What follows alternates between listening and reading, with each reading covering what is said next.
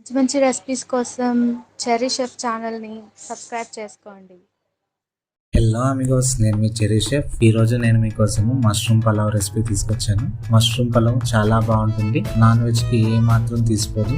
ఖచ్చితంగా ట్రై చేయాల్సిన రెసిపీల్లో ఇది కూడా ఒకటి. ఇంకా లేట్ ఎందుకు, వీడియోలోకి వెళ్ళిపోదామా.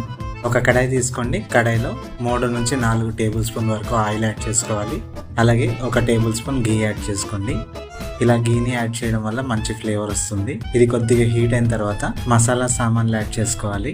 1 టీ స్పూన్ జీలకర్ర, 4 లవంగాలు, 4 యాలకులు, 2 దాల్చీని, 2 బిర్యానీ ఆకులు, 1 స్టార్ అనీసే. ఇవి యాడ్ చేసుకుని మంచి సువాసన వచ్చే వరకు ఫ్రై చేయండి. ఇప్పుడు స్లైసెస్గా కట్ చేసుకున్న ఆనియన్ యాడ్ చేసుకోవాలి. ఆనియన్ గోల్డెన్ బ్రౌన్ కలర్లో వచ్చే వరకు కుక్ చేయాలి.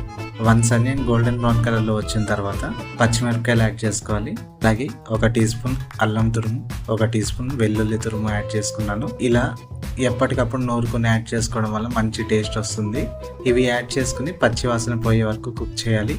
ఇప్పుడు టమాటాను యాడ్ చేసుకోవాలి. టమాటా మెత్తబడే వరకు ఉడికించాలి. వన్స్ టమాటా మెత్తబడిన తర్వాత స్లైసెస్గా కట్ చేసుకున్న మష్రూమ్స్ యాడ్ చేసుకోవాలి. మష్రూమ్స్ని యాడ్ చేసుకుని ఒక 3 నుంచి 5 నిమిషాల వరకు బాగా మిక్స్ చేస్తూ కుక్ చేయాలి. ఇప్పుడు స్పైసెస్ యాడ్ చేసుకోవాలి.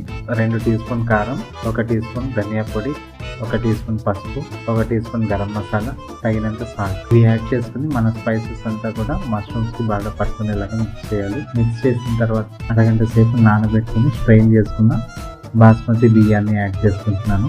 రైస్ యాడ్ చేసిన తర్వాత బాగా మిక్స్ చేసుకోవాలి. మిక్స్ చేసిన తర్వాత ఇప్పుడు వాటర్ని యాడ్ చేసుకోవాలి. రైస్ క్వాంటిటీని బట్టి వాటర్ని తీసుకోవాలి. నేను 2 గ్లాసుల రైస్ తీసుకున్నాను కాబట్టి 4 గ్లాసుల వాటర్ని యాడ్ చేసుకుంటున్నాను. వాటర్ యాడ్ చేశాక ఒకసారి కలుపుకొని దీన్ని పొంగు రానివ్వాలి. వీడియోలో చూపించిన విధంగా తెరలు కాగి పొంగాలి. సుమారు ఒక 60% వాటరు ఈ పొంగులోనే ఇంకిపోతుంది, గమనించండి. ఇప్పుడు కవర్ చేసుకొని 15 నుంచి 20 నిమిషాల వరకు కుక్ చేయాలి. 15 నిమిషాలు ఆల్మోస్ట్ మన పలావ్ రెడీ అయిపోతుంది. ఒకవేళ ఇంకేమైనా వాటర్ కంటెంట్ ఉంటే ఇంకొక 5 నిమిషాలు ఎక్స్టెండ్ చేయండి. చూసారా మన పలావ్ ఎంత బాగా రెడీ అయిపోయిందో. ఇప్పుడు ఇందులో కొత్తిమీరని యాడ్ చేసుకోండి.